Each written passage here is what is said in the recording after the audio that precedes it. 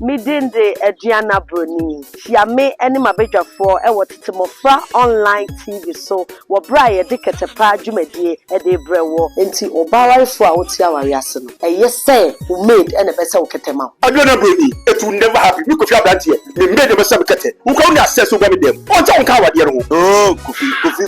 Susu ha wani. This is modern day era. Saba Jimmy Brenna and me made that same kete na waseme kete. Papa mo pa enya made na wase sawa we kete.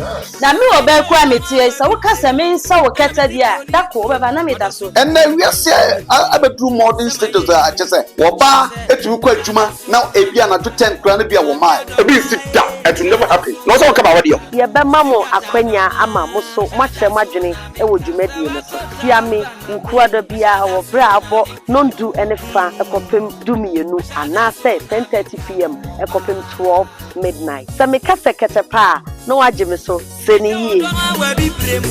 Ana me ti Broni krom odosu bubu mi nkwensi ni bebre. Sama ye